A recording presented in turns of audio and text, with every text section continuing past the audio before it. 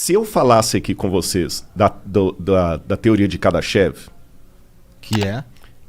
Kardashev foi um físico russo, respeitadíssimo, que criou a hipótese que existem civilizações muito avançadas, muito mais avançadas do que a nossa, e cada uma dessas civilizações, ela usa melhor a energia do universo deles.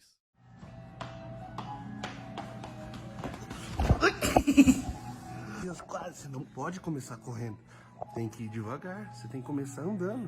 Muita gente se frustra no mercado digital por causa disso. Quer começar sem treinamento, quer começar sozinho, vai correndo, acha que é de qualquer jeito. E no final acaba frustrado, fala que o mercado digital não funciona, que é golpe, que é pirâmide. Mas quando você decide trabalhar, estudar certinho, devagarzinho, aí dá certo. É assim que eu faço com meus alunos. Eles começam assim, depois estão assim. Porque aprendem devagar desde o início. Da forma que eu vou te ensinar, eu já faturei mais de R$1 milhão.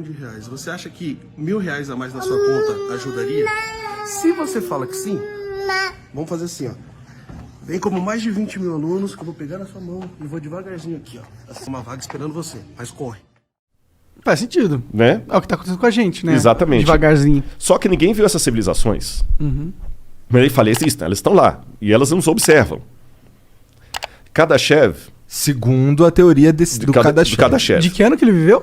O Kardashev é do início do século XX, 1920, 1930, moderno, por aí, é moderno. Ele é contemporâneo da época de Einstein, aquele pessoal todo lá. Entendi. Então, quer dizer, o Kardashev, quando ele coloca isso, se eu falar da teoria de Kardashev numa faculdade de física, ninguém vai rir da minha cara. Só qual que é a prova empírica, matemática, científica que eu tenho disso aí? Zero. Mas se eu falar de Deus e de outros mundos, aí parece conto da carochinha. Por isso que eu fico muito... Pô, de fato, na boa, eu fiquei muito legal de vocês terem me chamado aqui, porque vocês não têm preconceito. Você entendeu? Não tem, mas dependendo do lugar que eu for, se eu falar da teoria de Kardashev, que é muito, muito louca, você entendeu? Pessoal, que legal, pá. Mas se eu falar de anjo, de céu, de plano superior, de potestades, aí, né, esse cara é biruta. Então, na verdade, o Kardashev está falando a mesma coisa da Bíblia, só que numa linguagem acadêmica que todo mundo aceita. E para mim, como acadêmico, antes de ser pastor ou crente, eu falo para você, faz um sentido medonho o plano da salvação em Cristo Jesus, sabe? Faz um sentido medonho. E ele mudou minha vida, cara. Cara, ó, Deus criou o universo inteiro? Universo. Tipo, o universo infinito, Deus que criou. O universo não é infinito. Ah, não? Não. Bom, cientificamente falando, não é infinito. Não é infinito. Ele está sempre acelerando, ele está sempre crescendo. Porque se ele fosse infinito, ele não poderia estar em movimento. Porque se ele é infinito, ele ia mover para onde? Ele já está lá. É verdade. Faz sentido. Né? Então o universo não é infinito. E você acredita que existem vários universos? Não, eu não tenho base nenhuma. Bom, deixa eu corrigir minha frase aqui. Voltar aqui. Eu não posso falar que eu não acredito, nem que eu acredito. Mesmo quem é físico sabe que a evidência dos multiversos é zero. E ela só surgiu recentemente por um único detalhe, sabe qual? Na época de Newton, descobriu-se que o universo tinha leis. Aí veio Einstein e descobriu que o universo tem energia. E na época de Einstein, você tinha Einstein, tinha Hubble, tinha outros ali que trabalharam com Einstein e perceberam, Lemaitre era padre, inclusive, Lemaitre, e descobriram que o universo teve um começo. Alguns chamam de Big Bang. Não vou entrar no mérito da questão, porque na minha área eu vou falar asneira aqui, mas muitos pensam no Big Bang. Teve um começo. E ele insuflou mais ou menos assim, como essa garrafa. Olha.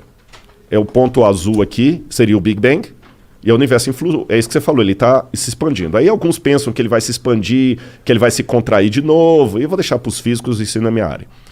Mas aí criou-se um dilema que o próprio Stephen Hawking falou no livro Uma Breve História do Tempo. Quando começou o instante zero, nada existia. Não existia gravidade, não existia energia. Antes do Big Bang. Antes do Big Bang. Não existia tempo, não existia espaço, não existia matéria. Aí na fração de segundo cósmico, que até falar segundo cósmico é complicado, que não tinha tempo, houve uma explosão e tudo começou a aparecer. Galáxias, quasares, buracos negros, planetas, satélites, sistemas solares, tudo. Aí o próprio Stephen Hawking falou, muita gente resistiu a essa ideia de que o universo e o tempo tiveram um começo, porque ela obrigatoriamente abre espaço para a existência de um Deus. Stephen Hawking, ateu. Ateusaço. E hoje, realmente, o grande dilema é o seguinte. Se do nada, nada se produz... Porque se é tinha nada, não tem antes. nada. Não tem nada. Tinha que ter Se um tem ser... algo, já não tenho nada. A gente já discutiu Exatamente. isso, né? Tinha que ter algum ser aqui, antes da origem do universo, para justificar a origem do universo. E esse ser não poderia ser preso à matéria, porque a matéria não existia. Ele não poderia ser preso ao espaço, porque o espaço não existia. Então ele tinha que ser onipresente. Ele tinha que ter vontade. Ele tinha que ter intenção, porque o universo é bem intencionado. Cara, com esse lance de Covid, um médico amigo meu estava me explicando como que as células do seu organismo mapeiam o DNA do vírus do Covid. Já igual robozinho, cara. Dá pra fazer um Star Wars só dentro da gente. Aí você pega agora o DNA, aquilo é mensagem. Tá lá, Deus deixou a digital dele. Você tá entendendo? Aí os caras no desespero, para continuar explicando o óbvio, mas tirando Deus do axioma, porque não querem aceitar que existe Deus, aí começam a propor, não. Realmente, do nada nada se produz, mas de repente esse universo é mais um de infinitos universos, que um universo vai produzindo o outro. Vai produzindo o outro, mas eu respeito, como a gente tem que respeitar. Eu não acho que eles não querem aceitar Deus, ou aceitar que Deus existe. É que eles não precisam. Tipo, a ciência não precisa de Deus. Tá ligado? Ela só precisa de evidências físicas. A questão de Deus é mais filosófica, né? Não é uma questão de ciência, né? Porque a gente não consegue provar Deus, né? Não, com certeza. Deus não se prova. Sim. Mas é interessante que os pioneiros da ciência eram todos caras religiosos, né? Newton. Mas isso que eu tô falando, é a mesma coisa que você falar, pô, por que os mecânicos não discutem Deus? Porque não faz sentido discutir Deus, o negócio deles é arrumar carro, tá ligado? Mas aí eu concordo com você, desde que eles não discutissem Deus, mas também não afirmassem que ele não existe com base na ciência. Aí eu concordo também. Eu acho que é impossível você afirmar que Deus não existe. Não, Deus, nesse livro... Ou afirmar que ele existe, de certa forma. Nesse livro eu falo assim, a improbabilidade de Deus. Porque Deus não é... Deus não é teorema, Deus é axioma. Qual que é a diferença? Teorema você prova. Teorema de Pitágoras. Né? Vamos supor, aprovar que gasolina de automóvel funciona. Isso é falseável, como dizia Popper, né?